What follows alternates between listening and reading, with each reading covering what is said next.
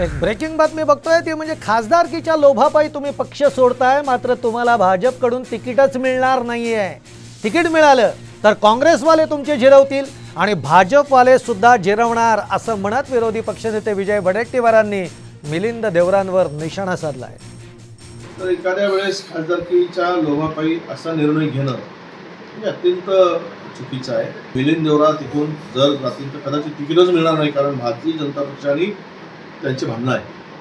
त्या भांडणामध्ये जर तिकीट मिळाले तर काँग्रेसवाले जिरवतील आणि भाजपवाले जिरवतील। मिलिंद देवरा पुन्हा संसदेत पोहोचणार नाही। मिलिंद देवरांच्या निर्णयानंतर मवियामध्ये खळबळ माजलेली आहे। मिलिंद देवरांनी आपल्या निर्णयाचा पुन्हा विचार करावा असं आवाहन वर्षा गायकवाड यांनी केलेलं आहे।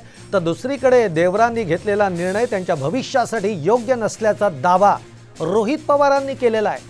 तसंच अरविंद सावंत दक्षिण मुंबईच्या जागेवरून लढून जिंकले होते, त्यामुळे त्यांनाच उमेदवारी मिळाली पाहिजे असं संजय राऊतांनी म्हटलं आहे।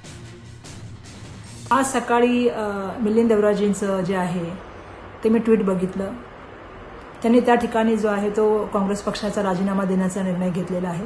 देवरा परिवार आणि काँग्रेस परिवार हे वेगळं समीकरण आहे आणि त्यामुळे आपण जो घेतलेला निर्णय आहे त्याचा आपण फेरविचार करावा हे तर मी म्हणेनच।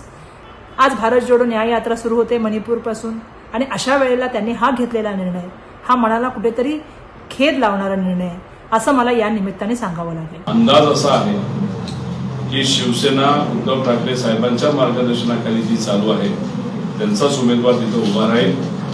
कदाचित त्यांना तिथून संधी मिळणार नाही या हेतूतून स्वतःचा विचार आणि राजकीय भवितव्याचा विचार करत त्यांनी तो निर्णय घेतला असावा असं मला वाटतं।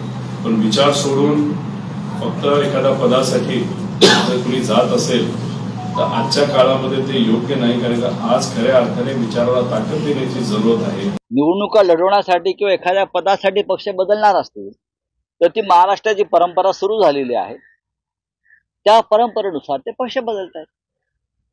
त्याच्यावरती काँग्रेस पक्षाने भूमिका घ्यावी।